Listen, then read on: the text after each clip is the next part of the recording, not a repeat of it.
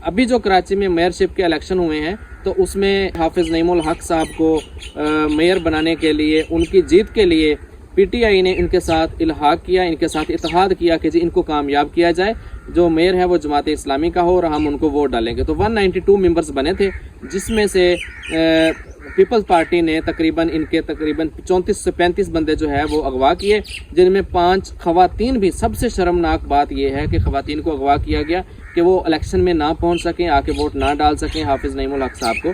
तो ये तो उनकी बात हो गई और ये बड़ी शर्मनाक बात है। साथ ही में मैं जमात इस्लामी के जो सिराजुल हक साहब है उनके लिए एक अहम बात कर रहा हूँ कि सिराजुल हक साहब आप अमीर हैं पूरी जमात के, आप क्यों दोगलापन करते हैं? 2013 से लेकर जब थोड़ा सा मैं सियासत में आया हूँ तो मुझे पता चला कि 2013 से लेकर अब तक आपने कब कहाँ पे, जब भी पीटीआई पे मुश्किल वक्त, आप शुरू से इनका इत्तेहादी हैं, जब भी मुश्किल वक्त आया आपने कहा जी ये पीटीआई का ज़ाती नज़रिया था, ये पीटीआई का ज़ाती मौक़िफ़ था, हम इसके साथ नहीं खड़े होते। आपने केपीके में पीटीआई के साथ मिलकर गवर्नमेंट बनाई थी 2013 में, जब इमरान खान को एक सूबा मिला था, तब आपने गवर्नमेंट बनाई, तब भी आप कहते थे कि जी 4 हल्के खोलने में इमरान खान का ज़ाती मौक़िफ़ है, मैं इसके साथ नहीं खड़ा होता। जब उन्होंने लॉन्ग मार्च किया इस्लामाबाद की तरफ, वहाँ पे धरना दिया, तब भी आपने कहा कि मैं इनके साथ नहीं हूँ, इनका ज़ाती मौक़िफ़ है। तो तारुल कादरी साहब ने जो है वो इनके साथ खड़े होने का ऐलान किया था। मैं समझता हूँ कि जमात इस्लामी अगर दोगलापन ख़त्म करके, अगर खुलकर एक पार्टी के साथ, जिसके साथ वो समझती है कि ये जी अच्छी पार्टी है या उसके काबिल है, तो उसके साथ खड़ी होती तो आज इनके साथ ये ना होता।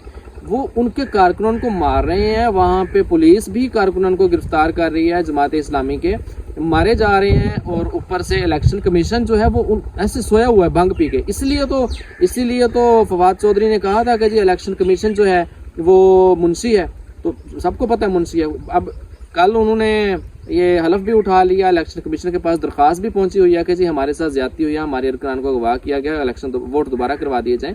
तो इलेक्शन कमीशन को चाहिए था कि कल वाले हलफ को रोका जाता और रोक कर ये कहा जाता है कि जी ये मेम्बरान नहीं पहुंचे हैं, अगवा किए गए थे, अब मेम्बरान पूरे किए जाएंगे असेंबली के अंदर, उसके बाद जो है उनको दोबारा से।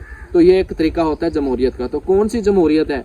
ये वो जमहूरियत है जब मुजीबुर रहमान साहब जो है तो वो इलेक्शन जीत गए थे पाकिस्तान के, जो नेशनल असेंबली के इलेक्शन थे उनमें उनको सीट्स मिली थी, उन्होंने वज़ीर आज़म बनना था, तो भुट्टो ने कहा था कि हम नहीं मानते, उधर तुम और इधर हम। तो तब भी खाना जंगी से बचने के लिए जो था मुजीबुर रहमान ने सरेंडर किया था। तो ये वही अब उनके नवासे हैं, तो ये चलता आ रहा है।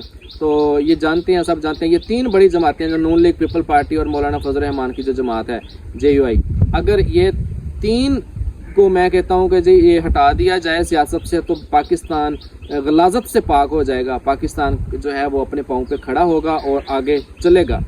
इतनी ज़्यादा बादशाहत, गंदी एक किस्म की सियासत पाकिस्तान में, और सबसे जो बड़ी बात है इस वक्त जो एक नामालूम एक है ना बैकग्राउंड, उसकी तरफ से जो साथ दिया जाता है चोरों का, मैं समझता हूँ कि सबसे शर्मनाक बात है।